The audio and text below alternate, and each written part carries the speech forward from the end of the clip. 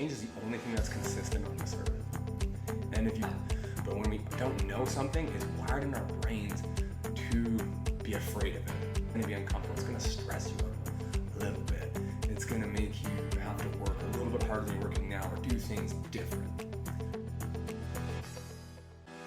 Welcome to the Kicked in the Junk podcast.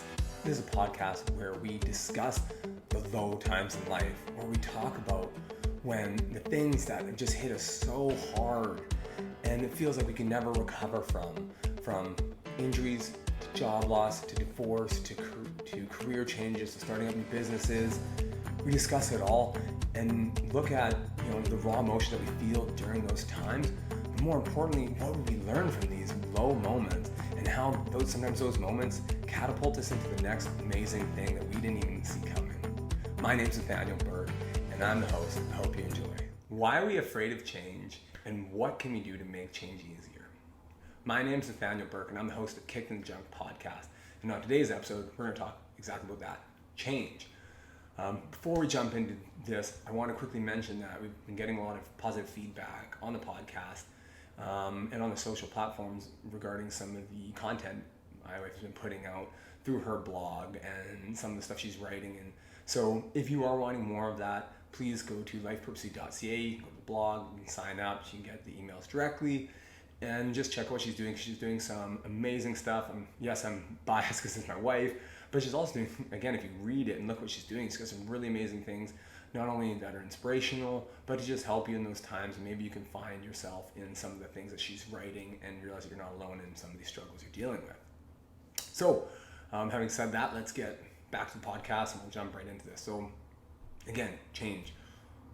First question we want to answer is why are we afraid of change? Well, I always like to address anybody that, if you're stuck and they're worried of change, it's one, you got to realize that change is the only thing that's consistent on this earth. And if you look at our history, right, we were never the same. At one point, we were 100 years ago, or maybe 150 years ago, we were in wagons, and we had one level houses, and we didn't our lives were a lot different. We didn't have technology, videos, we didn't have those things. 1,000 years ago, it was even more different, right? 2,000-3,000 years ago, it's even more different. So we're constantly changing. Life is constantly changing. We're constantly changing. Even as humans, even right now on this earth, technology is moving fast. Humans, we're babies and we slowly grow up, and we're constantly growing and changing. So when you kind of look at change as with a lens like that, it makes it a lot easier to just understand that it's a normal part of life. And whether you want to or not, you can't really hide from it. So that's the first thing. And then, typically, again, to answer the question, why are we afraid of change? I said there's 3 U's on why we're afraid of change. It's unknown, it's uncomfortable, and it's unexpected. So to dive into that, or just to kind of reiterate on that, is when it's unknown, again, as humans, we are, our nervous system is a really wonderful thing. It helps us be alive. But when we don't know something, it's wired in our brains to be afraid of it. A great example is if you're stepping into a room you've never been in your life, and the lights are out and you hear some weird noises, right away you're thinking, okay, what's in there? Is it some sort of creature, or you've watched too many movies and you think it's some sort of monster, right? But it's unknown, so of course it's scary. Right? It's just how it is. It's how understanding that's how our nervous system is designed. It's designed to protect us. So, 2, again, it's uncomfortable. When we change, we're moving and stretching and it's forcing us to do things differently. And that's not always comfortable. It's not gonna be comfortable. So, again, recognizing that, think about any time you're doing anything to do with, changing your health. As if you want to, let's say, lose weight or whatever you're doing. If you want to start eating healthy, it's uncomfortable. It's not super fun and easy. I make it fun, but it's not always easy to go to the grocery store and to pick out those items that, the healthy vegetables and fruits and whatever you're having, and then come home and make a proper meal. It's so much easier to go to the fast food restaurant, grab some food, eat half it in the car, and then sit down in front of the TV and eat the rest of your meal. But again, if you want change, it's gonna be uncomfortable. So prepare for that. Expect that it's going to be uncomfortable. It's going to stress you out a little bit. It's going to make you have to work a little bit harder than you're working now or do things different. And then the third, unexpected. So if we're surprised by it, we're going to be scared and we're going to not want to do it. But sometimes life throws you unexpected things that initially worry us. But, if you look back 10, 15 years ago, it might have been, you look back, well, man, that was the best thing in my life because, it was unexpected that I lost that job, but I ended up, getting a better job or end up starting my own business, or things just, I met my wife that way, I met my boyfriend or husband or whatever it is, right? So just kind of looking at that broad perspective. So it's, things can be unknown, uncomfortable, and unexpected, but if you have realized that it's constantly changing and that it's just a normal part of, we are humans and we always be changing, then realize you're going to be okay. So that's just a part of it. But the other part really on this is what makes it easier? Like, what are things we can do to make change easier? So I have 5 tools that I use for myself and anybody else I'm helping to how to make change easier. So the first thing I always look at is assess. So one, assess where are you right now. A good example is if you're like, okay, I want to make change in my career. Well, where are you right now in your career, and are you happy with it? Right? Are you truly like, I love my career and I want to make a change. I'm having this amazing career and it's so great and I want to change. Well, if you're really happy, it kind of doesn't make sense. Or are you really unhappy? Or maybe you're just not sure. But just really getting clear on where you are right now, because then you can find out, and the next step is, where do you want to go, right?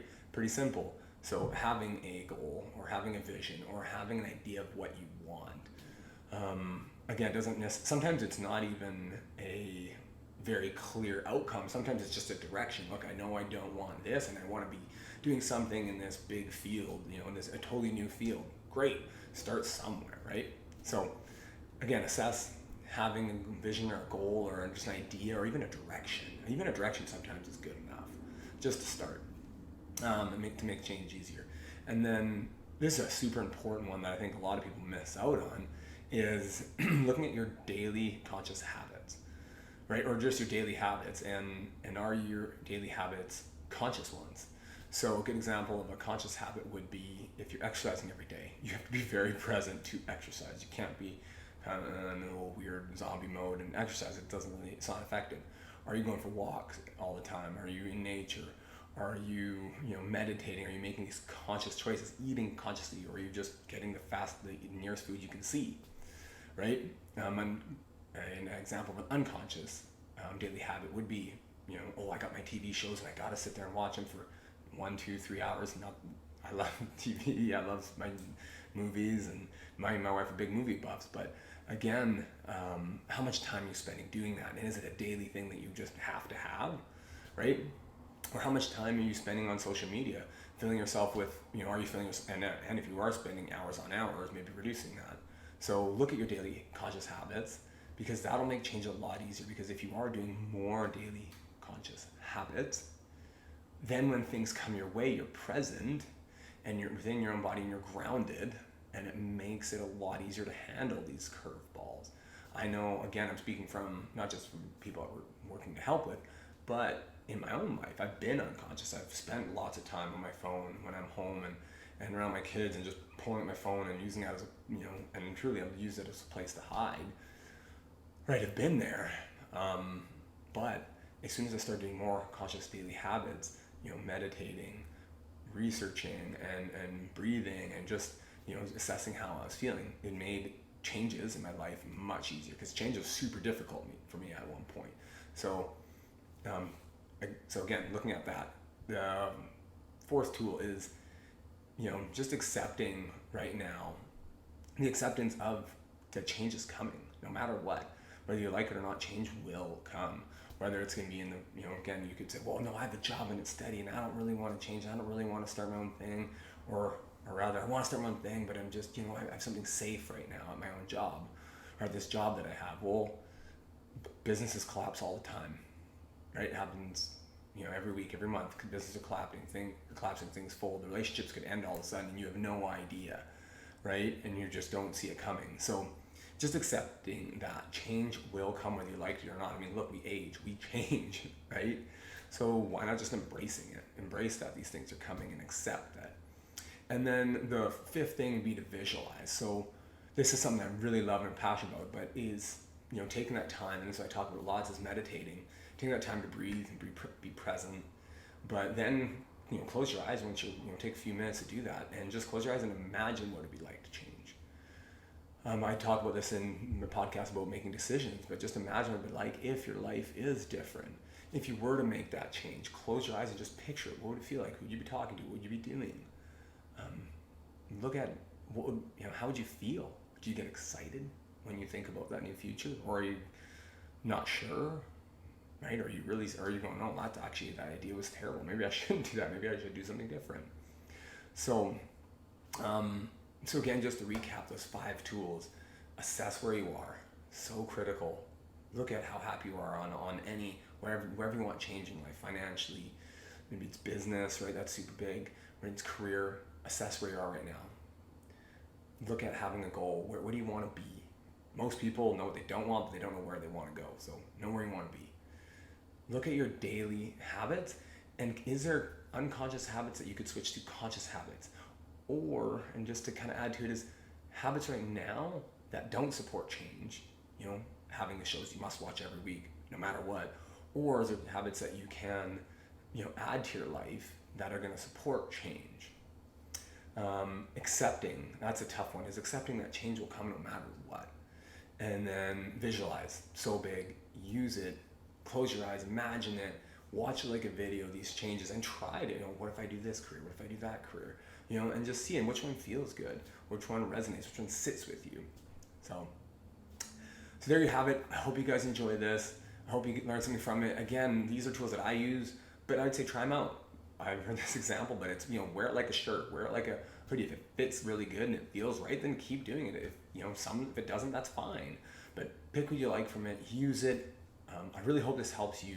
I really hope that you learn from this and you learn that change is actually a good thing. We can just embrace it, and we can really be the guide of change in our life, because if you're not putting control and changing your life, something else is. So really own that. So thank you again so much for listening. I appreciate you for who you are. And remember that change is, it's consistent. It's going to happen no matter what. And if you find value from this podcast and you enjoy listening to this, I really appreciate if you subscribe if you haven't already, and share, right? That's such a big thing. I find we're kind of get scared. Oh, maybe they don't like it. Share it with 1 or 2 people that you think could find value from this, and that might need, that might be stuck in there wanting to shift things up in their life. They're not sure how. Share it with them, because that just helps it grow. And to be honest, it helps motivate me to continue doing this. So thank you so much, and I'll catch you on the next one.